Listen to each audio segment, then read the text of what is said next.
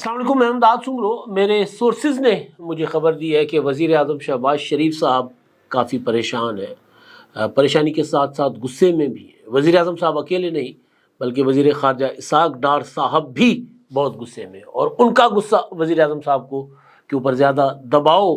बढ़ाने का सबब बन रहा है। एक वाक़या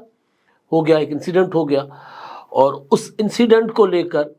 जो अक़वाम मुत्तहिदा के जनरल असम्बली का इजलास या वज़ीर आज़म साहब का वो दौरा था, उस पर पानी फेर दिया गया। यानी एक तनाज़ा जो तनाज़ा बुनियादी तौर पर था नहीं, कुछ ट्रोल्स जो हैं वो उसको तनाज़ा बनाने की कोशिश कर रहे थे वज़ीर आज़म साहब के दौरे अक़वाम मुत्तहिदा की जनरल असम्बली के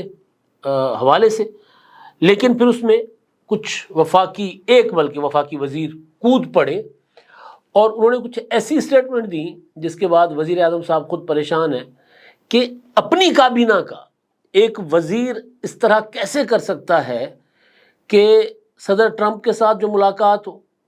उसमें जो कुछ हासिल किया जाए उस पर भी पानी फिर जाए, अक़वाम मुत्तहिदा की जनरल असम्बली में इतनी बड़ी स्पीच हो उस पर भी पानी फिर जाए और फिर वो साइड लाइन्स पर इतनी मुलाकातें हो वो डिस्कस में ना हो। डिस्कशन में क्या हो कि जनाब हमारे वज़ीर दिफा को नहीं पता कि उनके साथ अक़वाम मुत्तहिदा के इजलास में जो वफ़द गया था उसमें शामिल खातून डॉक्टर शमा जुनेजो कौन है। ख्वाजा आसिफ साहब ने बात की। सोने पे सुहागा ये कि फिर उसको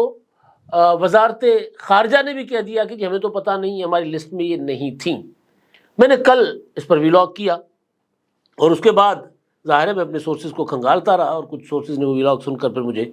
मज़ीद मालूमात भी फराहम की। शमा जुनेजो कौन है? शमा जुनेजो की स्कॉलर है, PhD डॉक्टर है, फॉरेन अफेयर्स में एक एक्सपर्ट हैं, बड़े अरसे से लंदन में मुकीम हैं, बुनियादी तौर पर सिंध से उनका ताल्लुक़ है। मैं पहले भी बता चुका हूँ कि शमा जुनेजो एक एक्ट्रेस रही हुई हैं, बड़ी नामवर एक्ट्रेस रही हैं सिंध में, सिंधी ड्रामों में और उर्दू ड्रामों में बड़ा उन्होंने काम किया। लेकिन उसके बाद वो बरतानिया शिफ्ट हो गई, वहाँ की उन्होंने शहरियत ले ली, वहाँ उन्होंने PhD की, कैंसर सर्वाइवर हैं, बाहिम्मत खातून हैं। तो शमा जुनेजो के हवाले से एक तो ट्वीट कर दिया ख्वाजा आसिफ साहब ने और उसके बाद टीवी टॉक शोज़ में कुछ ज़ुबानी फ़िक्रे कि जी आपको तो पता है कि ये कैसे इस तरह के,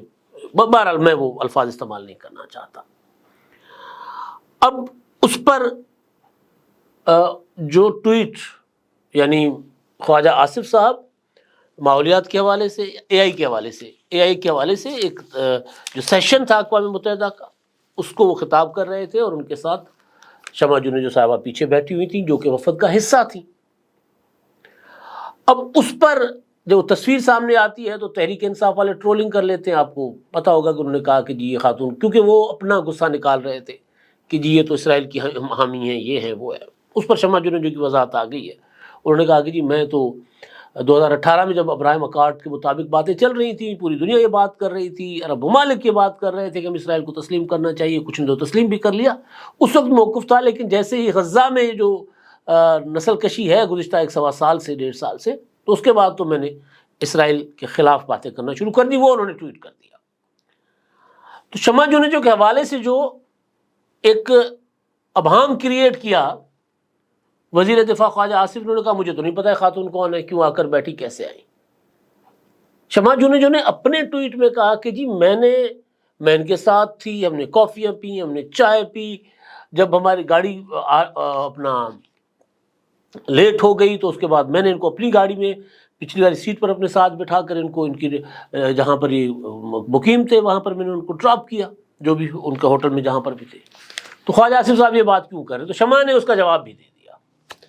उन्होंने जवाब दिया, उन्होंने फिर वज़ीर आज़म साहब से सवाल किया कि जी वो भी बताए ना अब, क्योंकि उनकी अथॉरिटी चैलेंज हुई है। तो ये सारी कहानी, अब इसमें वज़ीर आज़म साहब क्या कह रहे हैं ये मैं ढूंढने चला था और मैंने उस पर बड़ा काम किया। मैंने इधर फ़ोन घुमाया, उधर फ़ोन घुमाए। पहले तो मुझे पता चला कि इसहाक़ डार साहब को भी नहीं पता था जो वज़ारत ख़ारजा ने ख्वाजा आसिफ साहब के ट्वीट के असर में होकर आकर वो ट्वीट कर दिया कि हमें नहीं पता ये खातून, वो जो स्क्रीन पर आप ये देख लें कि जी हमने जो वज़ीर ख़ारजा ने जो फ़हरिस्त दी थी, वज़ारत ख़ारजा ने जो फ़हरिस्त दी थी, इसमें शमा जुनेजो का नाम शामिल नहीं था, ये उन्होंने लिखा। تو میں نے پتہ کیا تو پتہ چلا کہ اسحاق ڈار صاحب بہت غصے میں تھے کہ جی حرکت کیوں کی گئی ہے. میں نے آپ کو کل کے ویلاگ میں بتایا تھا کہ بنیادی طور پر خواجہ آصف صاحب نے لگ یوں رہا ہے، مطلب آپ اگر جائزہ لیتے ہیں نا، ڈاٹس کنیکٹ کرتے ہیں، تو کیونکہ مسلم لیگ نون کے اندر کون سے لیڈر کس کو پسند کرتے ہیں، پیپلز پارٹی کے اندر کیا لابنگز ہیں، پی ٹی آئی کے اندر کیا لابنگز ہیں، یہ ہم صحافیوں سے چھپی نہیں ہوتی بات. اور پھر انداز گفتگو، انداز بیاں بتا رہا ہوتا ہے کہ وہ مطلب اگر آپ کی اپنی حکومت ہے، آپ کی وزارت، اگر آپ کے مخالف وزیر یعنی جو آپ کی لابی کا نہیں ہے، جو آپ لاگت بازی ہے جن کی، وہ اگر کوئی بڑا کارنامہ سر انجام دیتا ہے تو اس کے دودھ میں مینگنیاں ڈالنا ضروری ہوتی ہے کہ یہ خراب کرو اس کا کام. تو وہ خواجہ آصف صاحب کے بیان کو اس طرح لیا گیا کہ انہوں نے بنیادی طور پر اسحاق ڈار صاحب کو ذرا متنازع بنانے کی کوشش کی ہے. لیکن اسحاق ڈار صاحب کی وزارت خارجہ بھی اس میں کود پڑی اور کہا کہ ہمیں تو نہیں پتا، سانوں تو نہیں پتا. تو میں پتہ یہ کرنے چلا تھا کہ یار یہ مجھے پتہ چلے کہ وزارت خارجہ کہہ رہی ہے کہ جی ہماری لسٹ میں شمع جو نہیں تھی. خواجہ آصف صاحب جو وفد میں ساتھ تھے، جو گاڑی میں تھے، اور جو وہاں پر جن کو وہ ڈراپ کرتی ہیں 40 منٹ بیٹھ کر چائے پیتے ہیں، ڈسکشن کرتے ہیں چیزوں پر، اور وہ جو تقریر کرتے ہیں AI کے اوپر، ان کو وہ نوٹ شمع جو بنا کر دیتی ہیں، یہ سارا وہ کیسے کہہ سکتے ہیں کہ ہم ان کو نہیں جانتے. تو چکر کیا ہے؟ میں نے پتہ کیا تو پتہ چلا کہ وزیر اعظم شہباز شریف صاحب نے شمع جو کہ کنسلٹنٹ ہیں انٹرنیشنل افیئرس کے اوپر برطانیہ میں، وہ وہاں پر کئی اور ممالک کے ساتھ بھی کنسلٹنسی کرتی ہیں کیونکہ ہائر کیے جاتے ہیں کنسلٹنٹس. تو ان کو ایڈوائزر کے طور پر وزیر اعظم صاحب نے اقوام متحدہ کے موجودہ جو جنرل اسمبلی کا سیشن یا جو ایونٹس تھے اس دوران ان کو انہوں نے کہا کہ جی آپ نے ہمیں کنسلٹ کرنا ہے. وہ شمع جو کا ایک ٹویٹ تھا جو بعد میں انہوں نے ڈیلیٹ کر دیا، وہ یہ تھا کہ میں نے وزیر اعظم صاحب کی تقریر لکھی ہے. تو انہوں نے ٹویٹ ڈیلیٹ کیا تو پتہ چلا کہ جی وہ کیوں ڈیلیٹ کیا. تو میرے سورسز بتا رہے ہیں کہ کیونکہ تقریر وہ سولو نہیں تھی. شمع جو نے جب تک ٹویٹ کیا تھا تو تب تو یہ تھا کہ شاید ان کے خیال میں صرف میرا ہی ڈرافٹ ہوگا، لیکن بعد میں پھر ایک پوری کی ٹیم تھی، طارق فاطمی صاحب، عطا اللہ تارڑ صاحب جو وزیر اطلاعات کے، اور دیگر بھی تھے. تو انہوں نے وہ اپنا انپٹ دیا اور سب کے ڈرافٹ کو ملا کے سب میں سے کچھ چیزیں لے کے کچھ نکال کے ایک تقریر ڈرافٹ کی گئی. تو پھر وہ اسی وجہ سے شمع جو نے وہ ٹویٹ کر دیا ڈیلیٹ. میرے کچھ سورسز یہ بتا رہے ہیں کیونکہ وہ ڈس آنیسٹی ہوتی کہ جی میں یہ کیسے ہو کہ جی باقیوں کا کی بھی انپٹ ہے تو صرف کوئی ایک بندہ اس کا کریڈٹ لے. کیا آپ ایک بزنس اونر ہیں اور چاہتے ہیں کہ آپ کا برانڈ زیادہ سے زیادہ لوگوں تک پہنچے؟ ہمارے پاس ہے آپ کے لیے ایک بہترین موقع. ہمارے یوٹیوب چینل پر روزانہ ہزاروں لوگ ویڈیوز دیکھتے ہیں. یہ وہی لوگ ہیں جو باخبر، باشعور اور فیصلہ کرنے والے ہیں. اب آپ اپنے بزنس کو براہ راست ہمارے یوٹیوب چینل پر پروموٹ کر سکتے ہیں. پروڈکٹ پلیسمنٹ اور اسپانسرڈ سیگمنٹس کے ذریعے آپ اپنے برانڈ کو لاکھوں پوٹینشیل کسٹمرز تک پہنچا سکتے ہیں. تو دیر کس بات کی، آج ہی اپنے بزنس کو نئے لیول پر لے جائیں. For more information, call us 9233-8122-280. تو وہ ٹویٹ تو انہوں نے ڈیلیٹ کر دیا تھا. لیکن جو مجھے پتا چلا کہ وزیر اعظم شہباز شریف صاحب نے، میرے سورسز بتا رہے ہیں کہ ان کو یہ انسٹرکشنز دی، کیونکہ ڈسکشن میں وزیر اعظم صاحب سمجھے کہ یہ ایک ایکسپرٹ ہیں اور ان کو جب میں اقوام متحدہ میں تقریر کر رہا ہوں تو وہاں پر بھی تقریر سے پہلے بھی ضرورت ہو سکتی ہے مجھے کہ یہ مجھے میری اپنا نوٹس مجھے مزید بنا کر دیں. بل گیٹس کی ملاقات میں شمع جو کو خواتین کے مسائل کے اوپر، بچوں کے مسائل کے اوپر، خواتین کی صحت کے اوپر اور اس طرح کے معاملات پر وزیر اعظم صاحب نے کہا کہ جی آپ نے بریف کرنا ہے. مختلف وزراء کو مختلف یا ان کے وفد جو تھا الگ الگ جو تھے وہ ایشوز جو تھے، الگ الگ سبجیکٹس جو تھے، ٹاپکس جو تھے، فرض کر لیں کلائمیٹ ہے، AI ہے، دوسرے، اس پر ہر کسی نے اپنی اپنی ایکسپرٹ اوپینین کے طور پر اور اپنی ہماری ریکوائرمنٹ پاکستان کی کیا ہو سکتی ہے، بل گیٹس کیا کر سکتے ہیں پاکستان کے لیے، وہ انہوں نے وہاں رکھا.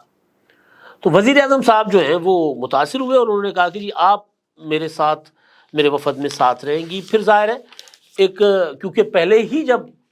ان کو کنسلٹنسی کے لیے کہا گیا ایڈوائزر کے طور پر ان کو ذمہ داری دی گئی، تو وہ ظاہر فارن افیئرس کے منسٹری کے ذریعے ہوا. اقوام متحدہ میں جو لوگ جاتے ہیں، میں نے پتہ کیا فارن آفس سے کہ کیا پروٹوکول ہوتا ہے، تو انہوں نے کہا کہ جو وفود جاتے ہیں اور خاص طور پر وہ وفد جو وزیر اعظم کا یا جو اسپیشل جو اپنا